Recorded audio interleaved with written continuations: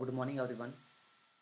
Last lecture में हम लोगों ने ऑर्गेनाइजिंग स्टार्ट किया था, जिसमें हम लोगों ने meaning, advantage and organisational structure हम लोगों ने फिनिश किया था। ठीक है, उसमें पढ़ा था डिविजनल स्ट्रक्चर क्या होता है, फंक्शनल स्ट्रक्चर क्या होता है, वो कंप्लीट किया था। उसके बाद में आज हम लोग आते हैं और समझते फॉर्मल ऑर्गेनाइजेशन और इनफॉर्मल ऑर्गेनाइजेशन क्या होती है। लेकिन ये पढ़ने से पहले प्लीज़ आप लोग एक बार उस वाले लेक्चर को फिनिश करें। ठीक है, वो वाला वीडियो अगर आप लोगों ने नहीं देखा है तो पहले उसको फिनिश करो, उसके बाद यहाँ पे जंप करना, तभी ये अच्छे से समझ में आ पाएगा। ठीक है, अभी स्टार्ट करते हैं फॉर्मल ऑर्गेनाइजेशन क्या होती है और इनफॉर्मल क्या होती है। बिल्कुल टाइम वेस्ट नहीं करते। ठीक है, लेकिन थोड़ा डिटेल में पढ़ेंगे हम लोग, एग्जाम पॉइंट ऑफ व्यू से थोड़ा सा इंपॉर्टेंस रखता है ये। सो हम लोग ऑर्गेनाइजिंग के अंदर क्या करते हैं, टॉप, मिडिल, लेवल। ठीक है, ये 3 लेवल होते हैं। देखो, हम लोग ऑर्गेनाइजिंग के अंदर क्या करते हैं, ये एक्चुअल में स्ट्रक्चर ऑफ रिलेशनशिप होता है। मतलब रिलेशनशिप स्ट्रक्चर क्रिएट करते हैं यहाँ पे कि टॉप लेवल पे कौन रहेगा, मिडिल लेवल पे कौन रहेगा, लोअर लेवल पे कौन रहेगा। सुपेरियर सबऑर्डिनेट रिलेशनशिप क्रिएट करते हैं कि ये सुपेरियर है, ये सुपेरियर है, और ये कौन है, ये सबऑर्डिनेट है। फिर यहाँ पे ये सुपेरियर है और ये कौन है, सबऑर्डिनेट है। मतलब इन दोनों में कंपेयर करूँ, ठीक है, तो ये सुपेरियर ये सबऑर्डिनेट, इन दोनों में कंपेयर करूं तो टॉप वाला सुपेरियर, मिडिल वाला सबऑर्डिनेट। तो ये सुपेरियर सबऑर्डिनेट रिलेशनशिप क्रिएट करना ही क्या बोलते हैं हम लोग, इसी को क्या बोलते हैं, ऑर्गेनाइजिंग। तो फॉर्मल ऑर्गेनाइजिंग के अंदर क्या होता है, जो ये टॉप लेवल मैनेजमेंट पे बैठे हुए जो लोग होते हैं ना, ये जो टॉप लेवल मैनेजमेंट वाले जो लोग होते हैं ना, ये लोग क्या करते हैं, क्रिएट करते हैं फॉर्मल ऑर्गेनाइजेशन। यही जो हम लोगों ने पढ़ा था लास्ट लेक्चर में। ठीक है, उसी को हम लोग बोलते हैं फॉर्मल ऑर्गेनाइजेशंस। क्यों क्रिएट की, ताकि हमारी ऑर्गेनाइजेशन के अंदर सिस्टमेटिक वर्क हो पाए, स्मूथ रनिंग कर पाए, हम लोग स्मूथ फंक्शनिंग कर पाए हमारी ऑर्गेनाइजेशंस। इसी के लिए हम लोग क्या करते हैं, प्रॉपर ऑर्गेनाइजेशनल स्ट्रक्चर क्रिएट करते हैं। तो जो टॉप लेवल मैनेजमेंट के लोगों ने बैठ के प्रॉपर स्ट्रक्चर क्रिएट किया है ऑर्गेनाइजेशंस का, सुपेरियर सबऑर्डिनेट रिलेशनशिप बोल सकते हो, आप बोल सकते हो स्ट्रक्चर ऑफ रिलेशनशिप जो क्रिएट किया है, कौन करता है, टॉप लेवल मैनेजमेंट। किस लिए किया, कंपनी के ऑब्जेक्टिव को अकम्प्लिश करने के लिए। इसी को बोलते हैं फॉर्मल ऑर्गेनाइजेशन। खत्म, कुछ भी नहीं है इसके अलावा इसमें। ठीक है ना, पढ़ना जरा क्या मीनिंग है इसका। Organization structure which is created deliberately or purposely by top level management in order to realize organizational objective।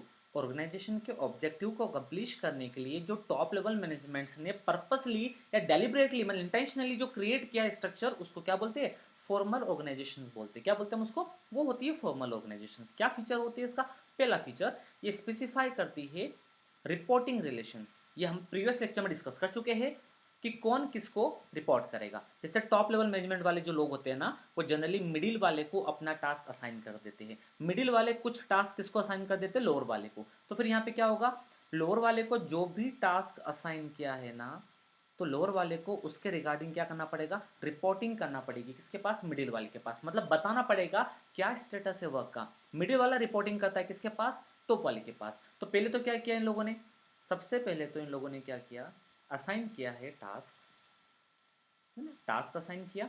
Then उसके बाद में ये क्या कर रहे हैं, reporting.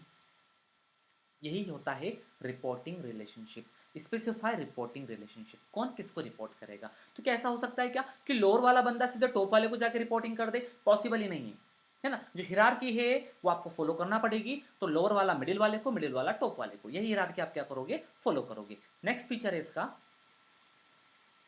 It is mean to achieve organisational objectives. किस लिए बनाते हैं हम लोग, ऑर्गेनाइजेशन के ऑब्जेक्टिव को अकम्प्लिश करने के लिए। किस लिए बनाते हैं, ऑर्गेनाइजेशन के ऑब्जेक्टिव को अकम्प्लिश करने के लिए। नेक्स्ट है deliberately created by top level management. Already discuss कर चुके हैं कि डेलिबरेटली क्रिएट करते हैं, इंटेंशनली क्रिएट करते हैं हम लोग। कौन क्रिएट करता है, टॉप लेवल मैनेजमेंट। किस लिए करता है, ऑर्गेनाइजेशन के ऑब्जेक्टिव को कंप्लीट करने के लिए। किस लिए करता है, कि ऑर्गेनाइजेशन जो है ना आपकी स्मूथली फंक्शन कर पाए, है ना, smooth functioning of organisation, smoothly function होता रहे किसके अंदर, ऑर्गेनाइजेशंस के अंदर। नेक्स्ट है it give more importance to the work. यहाँ पे हम लोग सोशल नीड्स को इंपॉर्टेंस नहीं देते, इंटरपर्सनल रिलेशनशिप को क्या नहीं करेंगे हम लोग, इंपॉर्टेंस नहीं देते। हम इंपॉर्टेंस देते हैं वर्क को। कैसे भी करके हमारा जो टारगेट है कि हमें 5000 यूनिट्स बनानी है, कैसे भी करके उसको प्रोड्यूस करवाना है, इसी पे फोकस रहता है, ना कि एम्प्लॉयज़ के इंटरपर्सनल रिलेशनशिप पे। हमें नहीं मतलब है इंटरपर्सनल रिलेशनशिप से, आपको आपके जो रिश्ते निभाने हैं ना, वो ऑर्गेनाइजेशन के गेट के बाहर जाके निभाओ आप, अंदर तो आपको ऑर्गेनाइजेशंस के अकॉर्डिंग ही काम करना पड़ेगा,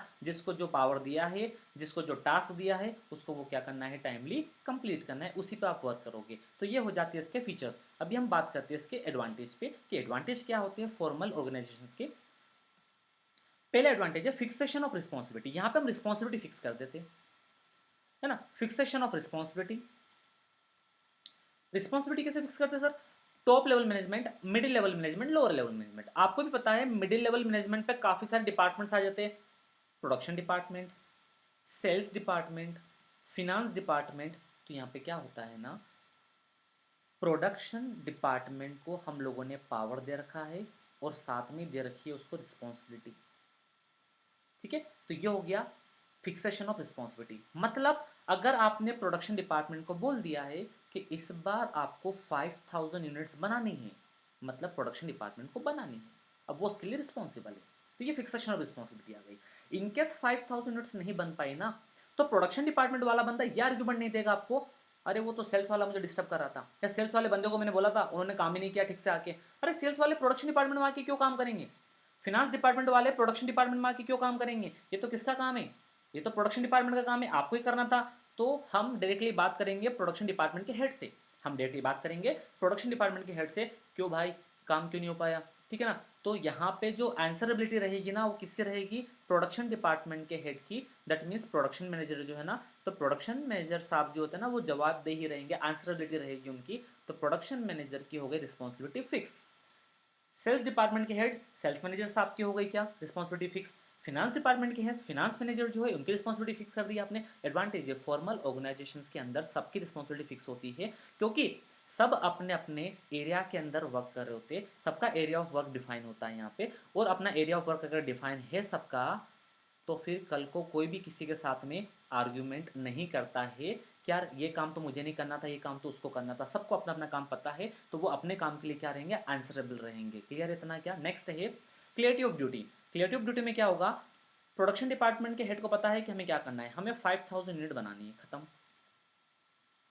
हमें 5000 यूनिट्स बनवानी है, दैट्स इट। इसको बोलते हैं क्लियरिटी ऑफ ड्यूटी।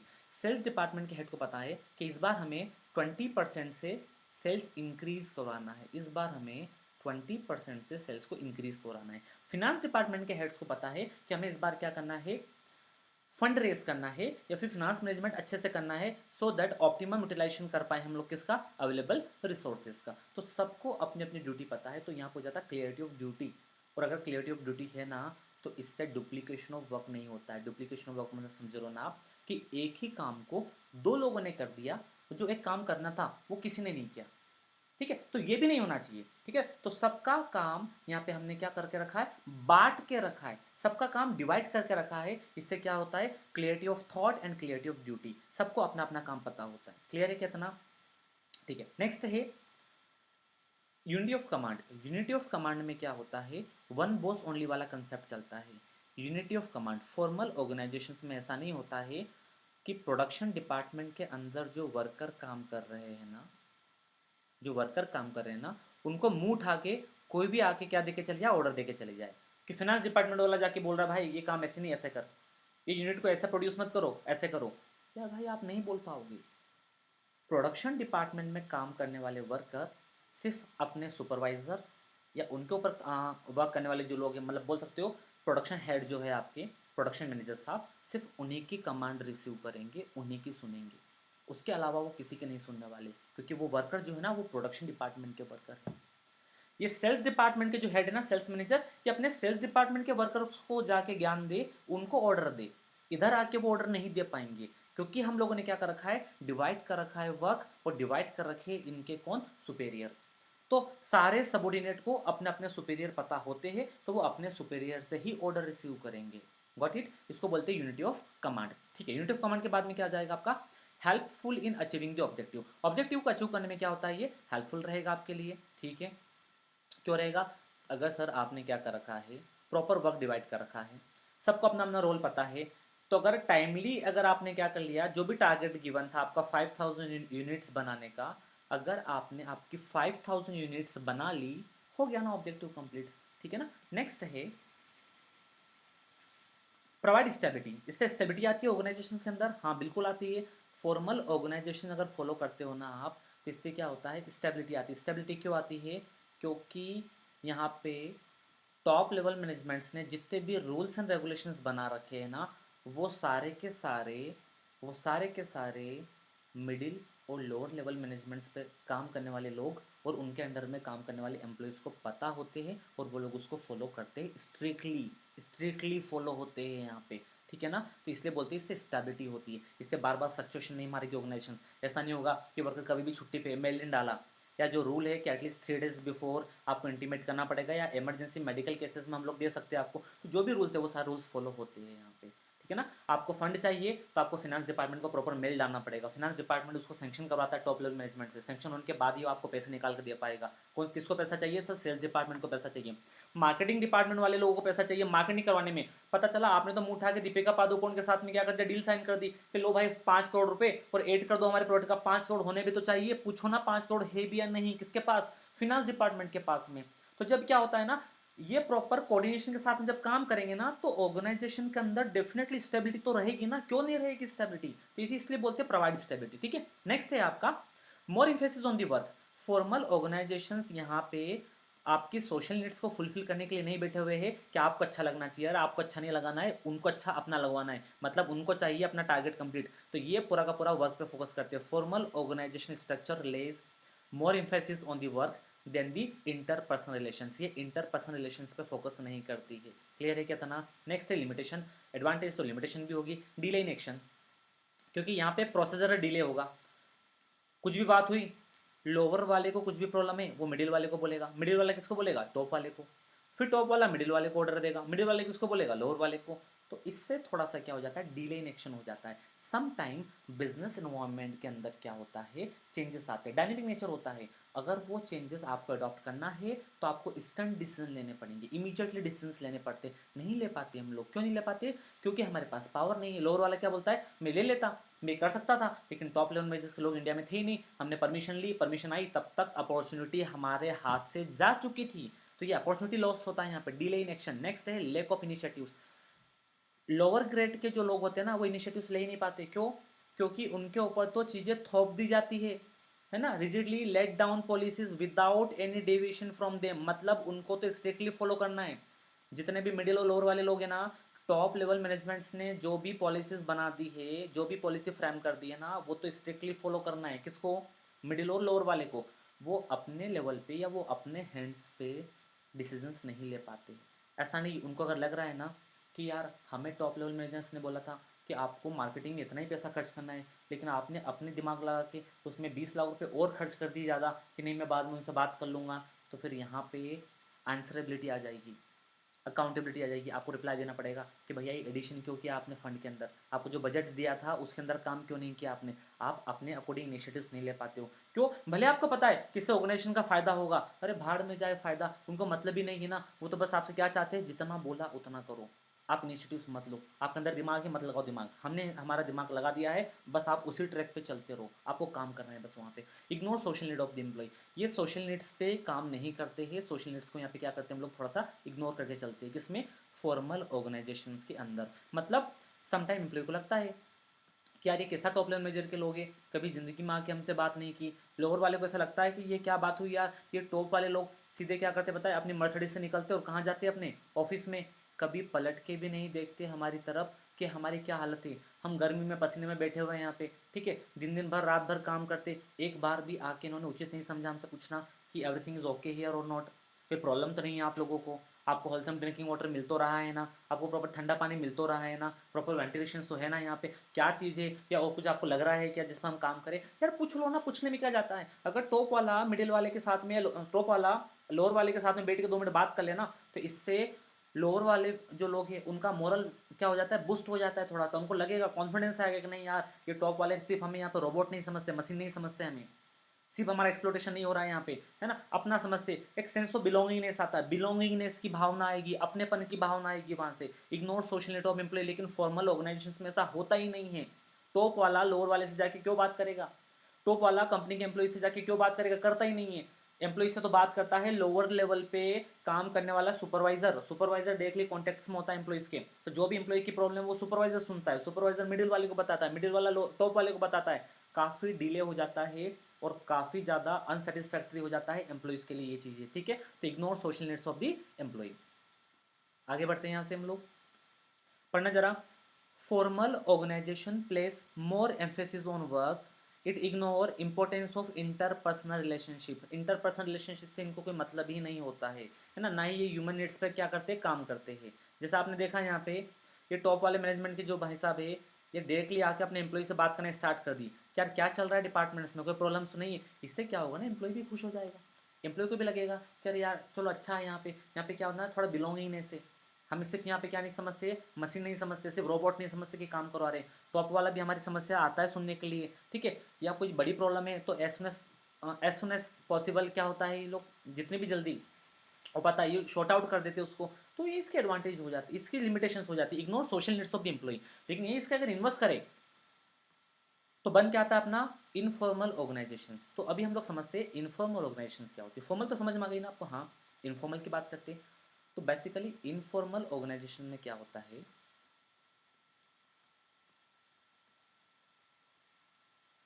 कि हमने जो वो फॉर्मल ऑर्गेनाइजेशन बनाई थी, टॉप मिडिल और लोअर। टॉप, ये मिडिल वाला बंदा है, ये लोअर वाली बंदी है, ठीक है। तीन लोग हैं यहाँ पे, एक टॉप पे काम कर रहा है, एक मिडिल लेवल पे है, एक लोअर लेवल पे। इनफॉर्मल ऑर्गेनाइजेशंस में जो आपने फॉर्मल ऑर्गेनाइजेशंस बनाई थी ना, जो आपने फॉर्मल ऑर्गेनाइजेशन स्ट्रक्चर क्रिएट किया था ना, उसकी धज्जियां उड़ाई जाती है यहाँ पे। किसमें, इनफॉर्मल ऑर्गेनाइजेशन स्ट्रक्चर के अंदर, ठीक है। तो इनफॉर्मल ऑर्गेनाइजेशन के अंदर क्या होता है, टॉप मिडिल और लोअर तीनों लोग मिलकर साथ में लंच शेयर करते हैं, बातचीत चल रही है, कभी कैंटीन में चले गए, साथ में पिकनिक में चले गए। तो क्या होता है ना, उससे इन लोगों को अच्छा लगता है। किसको, टॉप वाले लोगों को भी अच्छा लग रहा है, मिडिल वाले को भी अच्छा लग रहा है, लोअर वाले को भी अच्छा लग रहा है, क्योंकि ह्यूमन नीड्स है ना, हम चाहते हैं यार किसी से बात करें, ठीक है, हमारा नेचर है। अरे आप किसी लोकल ट्रेन में चले जाओ, एक बंदा न्यूज़पेपर लेता है ना, बाकी सारे लोग मांग लेते हैं उससे कि भैया वो सिटी भास्कर देना, सिटी स्टार देना, हमें हमें पढ़ना है यार, भैया फ्रंट पेज दे दो ना, आपने ये पढ़ लिया क्या, पीछे वाला पेज मुझे दे दो ना 2 मिनट के लिए। 2-2 मिनट कर करके पूरे जो 40 लोग बैठे होते हैं ना, एक ही पेपर को घुमा लेते हैं, उसी को उसी से काम चला लेते हैं, और उस बीच में बातचीत भी कर लेते हैं। कहाँ जा रहे हो, अच्छा इंदौर, कहाँ रहते हो इंदौर में, विजयनगर, अरे विजयनगर में तो हमारी नंदोई जी रहती है, विजयनगर में तो हमारे ये रहते हैं फलाना ढिंगला, दुनिया भर की बातें वहाँ पे हो जाती है। ये ह्यूमन नीड्स है और ये नेचर है, स्पेशली इंडिया में तो ये नेचर है कि लोगों को कोई बातचीत करने के लिए चाहिए होता है, ठीक है ना, सोर्स निकालने को रेडी है। तो ऑर्गेनाइजेशन के अंदर भी ये होता है कि ये लोग जब साथ में मिलकर काम करते हैं ना, तो वहाँ पे इंटरपर्सनल रिलेशनशिप क्रिएट हो जाता है। और जब वो इंटरपर्सनल रिलेशनशिप क्रिएट हो जाता है ना, तो ये लोअर लेवल मैनेजमेंट पे बैठी हुई बंदी इन भाई साहब को फिर मेल नहीं करती है, ध्यान रखना है बात, ठीक है ना। इन भाई साहब को मेल नहीं करेगी, मिडिल वाले को भी मेल नहीं करती है। काफ़ी सारी चीज़ें तो ये लोग व्हाट्सअप से ही काम चला लेते हैं कि सर वो काम करना है, कर लूँ क्या।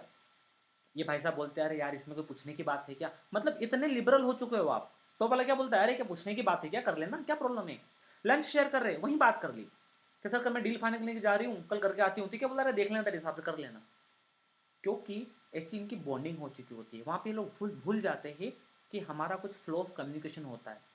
कि आप लोअर लेवल पे हो तो पहले आप मिडिल वाले से बात करो, मिडिल वाला मुझसे बात करेगा, मैं मिडिल वाले को परमिशन दूंगा, मिडिल वाला आपको परमिशन देगा। ये चीज़ें यहाँ पे ख़त्म हो जाती है। यहाँ पे फ्लो ऑफ कम्युनिकेशन जो होता है ना, किसी भी डायरेक्शन में चले जाता है ना, कोई फिक्स पाथ नहीं होता है। फ्लो ऑफ कम्युनिकेशन का कोई डायरेक्शन ही नहीं, कोई भी किसी से कभी भी कैसे भी बात कर सकता है। इसी को बोलते हैं इनफॉर्मल ऑर्गेनाइजेशंस। तो क्या हमने क्रिएट की क्या है, ये क्रिएट करने की जरूरत थोड़ी पड़ती है, ये तो ऑटोमेटिकली क्रिएट हो जाती है जब आप साथ में काम करते हो। तो बॉन्डिंग क्रिएट हो जाती है मिडिल वाले और लोअर वाले की, टॉप वाले की और लोअर वाले की, ठीक है ना। तो इनफॉर्मल ऑर्गेनाइजेशंस अराइजेज स्पॉन्टेनियसली, आपको इसको डेलिबरेटली या इंटेंशनली क्रिएट नहीं करना है, ये तो स्पॉन्टेनियसली क्या हो जाएगी, क्रिएट हो जाएगी, ऑटोमेटिकली क्रिएट हो जाती है on it's oven, from with in the formal organisations. क्या बोल रहे हैं, आपने जो फॉर्मल ऑर्गेनाइजेशन बनाई थी ना, उसी से इसका क्या हो गया, बर्थ हो गया, उसी से इनफॉर्मल ऑर्गेनाइजेशंस ऑटोमेटिकली क्रिएट हो गई। तो आपको इसको क्रिएट नहीं करना पड़ता, ये ऑटोमेटिकली क्रिएट हो जाती है, ठीक है।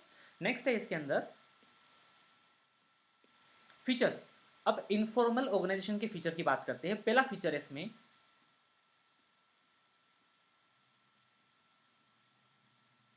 फर्स्ट फीचर देखना, result of personal interactions among the employee, मतलब इनफॉर्मल ऑर्गेनाइजेशंस क्यों क्रिएट हो जाती है?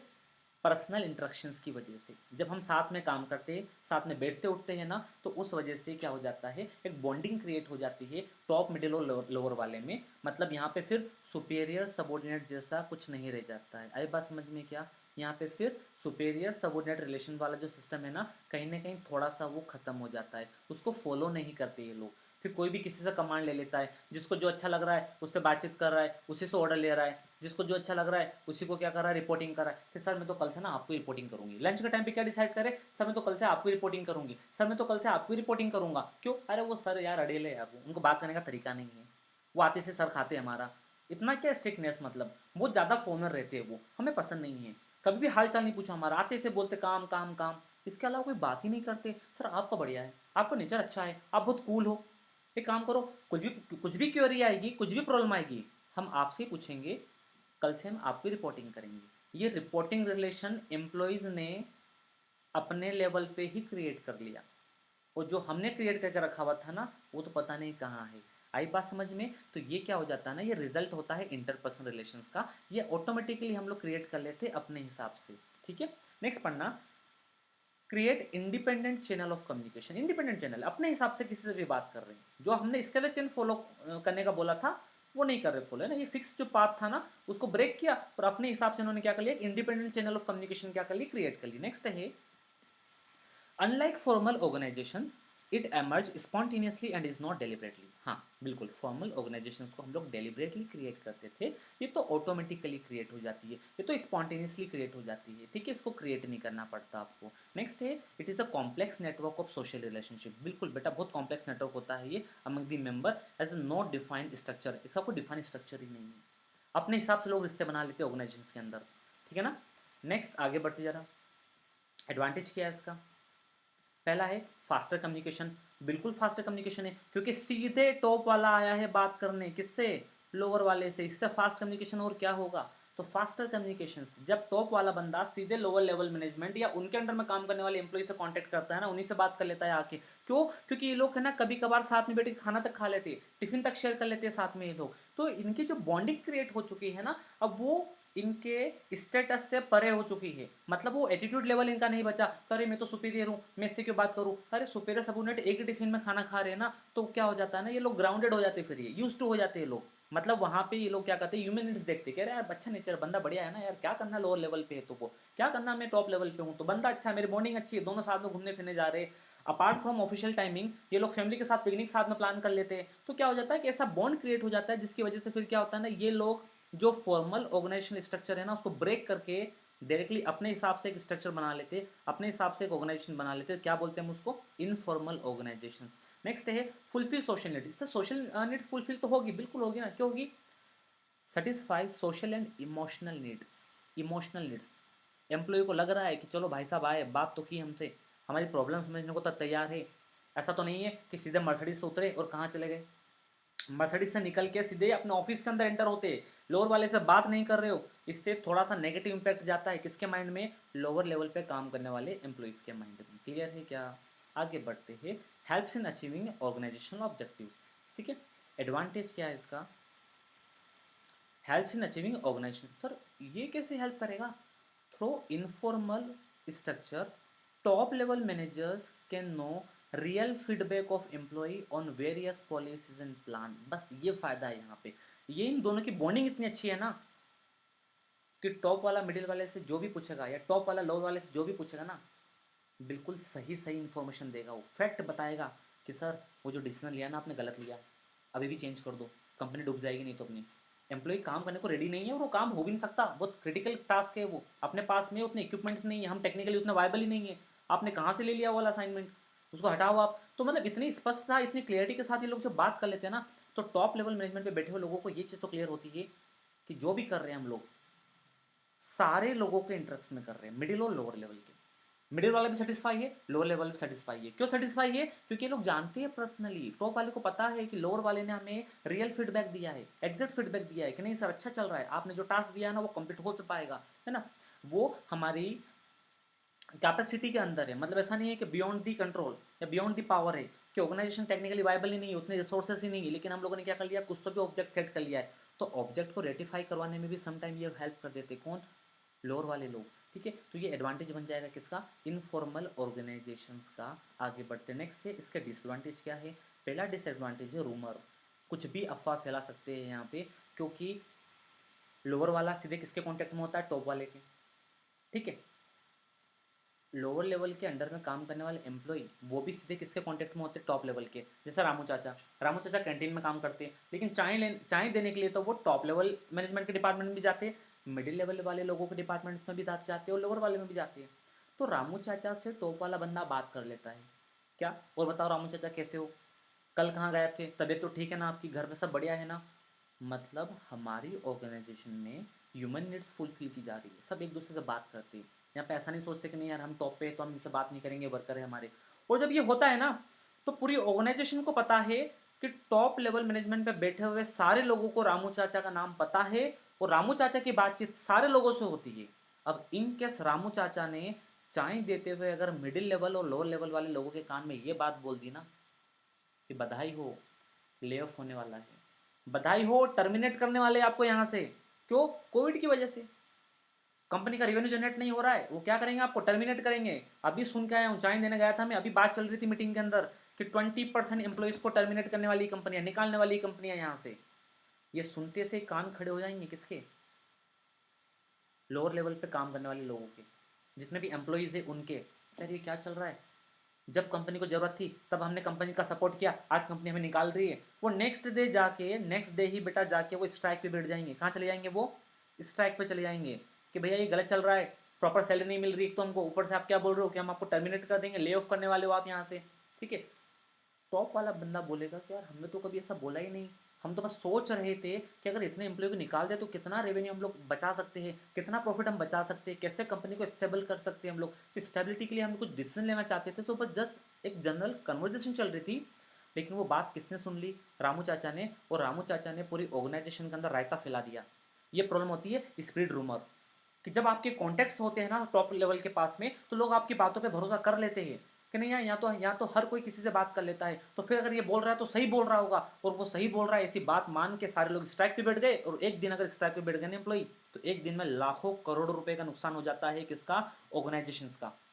क्योंकि एक दिन के लिए प्रोडक्शन एक्टिविटी को रोकना या प्लांट्स को रोकना बहुत गलत हो जाता है। एक दिन के लिए भी अगर आपकी मशीनरी क्या रही, वैकेंट रही ना, अनऑक्यूपाइड रही ना, तो फिर आप ऑप्टिमम यूटिलाइजेशन ऑफ रिसोर्सेज नहीं कर पाए, उस दिन का डेप्रिसिएशन भी गया, उस दिन का रेंट भी गया, उस दिन की सैलरी भी गई, ओवरऑल आप अच्छा खासा क्या कर लोगे, लॉस कर लोगे। तो ऑर्गेनाइजेशंस के अंदर बेटा इनफॉर्मल ऑर्गेनाइजेशंस नहीं होनी चाहिए, ये सम टाइम नुकसानदायक भी हो सकती है आप लोगों के लिए। क्यों, क्योंकि अगर कुछ गलत रूमर्स अगर चली गई ना ऑर्गेनाइजेशंस के अंदर, तो फिर उसको मैनेज करना मुश्किल हो जाता है। तो ये सम टाइम एडवांटेजनेस भी हो जाता है ऑर्गेनाइजेशंस के लिए, सम टाइम डिसएडवांटेज भी बन जाता है ये। तो दोनों कॉन्सिक्वेंसेज है। तो अब आपको समझना है कि कितना इनफॉर्मल चलेगा, है ना, मतलब किस लेवल तक इनफॉर्मल ऑर्गेनाइजेशनल स्ट्रक्चर चल सकता है अपने ऑर्गेनाइजेशन के अंदर।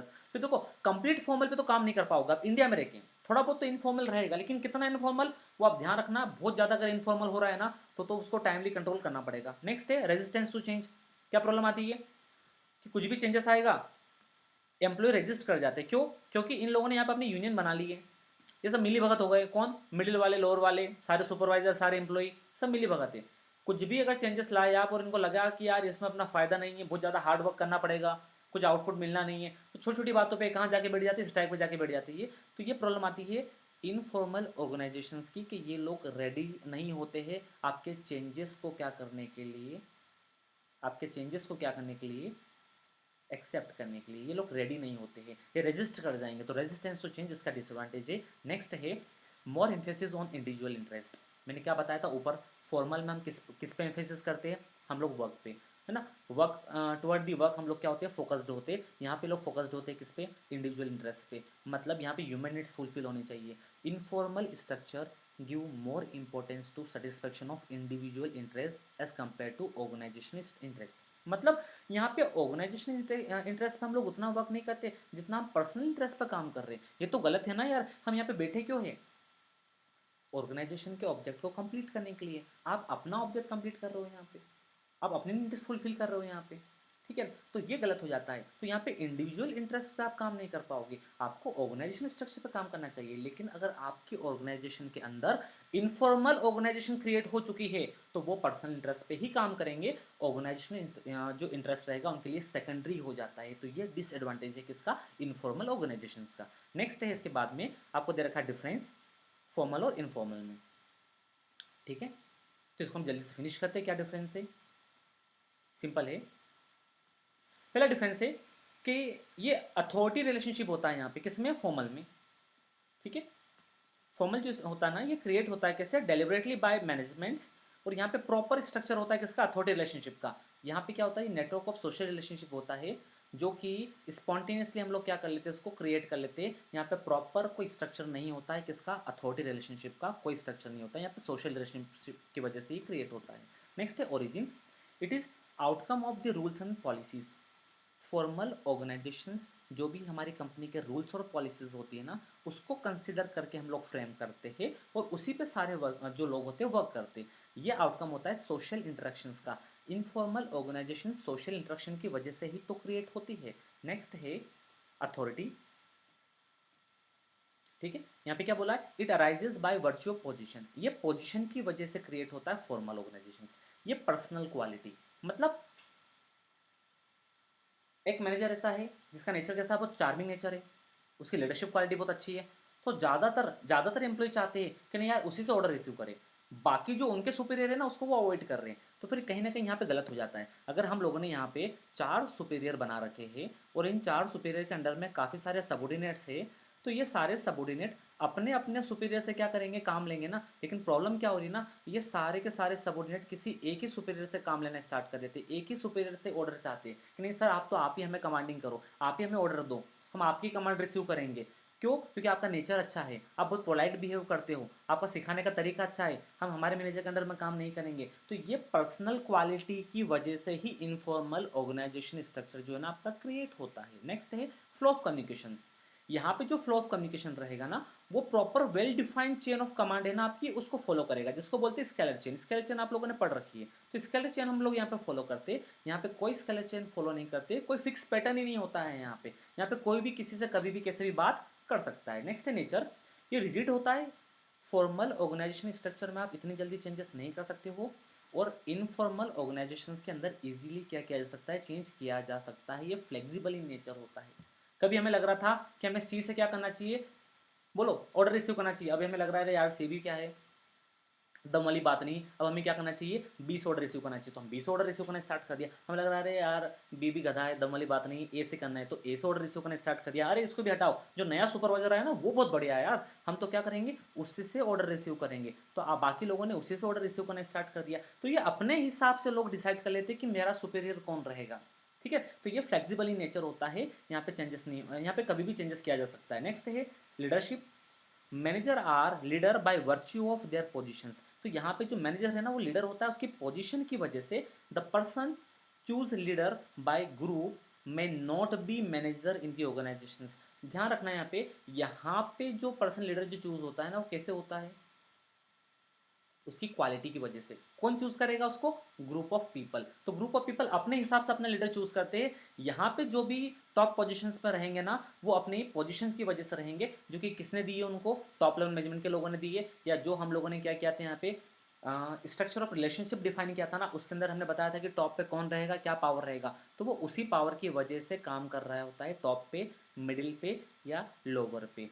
तो manager are leader by virtue of their positions. तो यहाँ पे जो सुपेरियर बनाया ना किसी मैनेजर को आपने, उसकी पोजीशन की वजह से वो सुपेरियर है, लेकिन यहाँ पे वो पोजीशन की वजह से नहीं है। The person choose leader by group may not be the manager in the organisation. तो जरूरी नहीं कि वो मैनेजर हो, हम किसी एम्प्लॉय को क्या मान लेते हैं, हमारा मैनेजर मान लेते हैं, लीडर मान लेते हैं। ऐसा होता है, ऐसा होता है, एग्जैक्टली ऐसा होता है कहाँ पे, ऑर्गेनाइजेशन के अंदर, कि लोग क्या करते हैं ना किसी एम्प्लॉय को मैनेजर मान लेते हैं। उनको लगता है कि नहीं यार एक्सपीरियंस पर्सन है, ये काफ़ी नॉलेज है उसको, लास्ट 5 to 10 ईयर से ऑर्गेनाइजेशन में काम कर रहा है, हमारे मैनेजर से तो 100 गुना अच्छा तरीका है इसका काम सिखाने का, क्यों ना इसी से हम लोग क्या करें, कमांड रिसीव करें। तो ये चीज़ें होती है, तो इसी को बोलते हैं हम लोग क्या, फॉर्मल और इनफॉर्मल।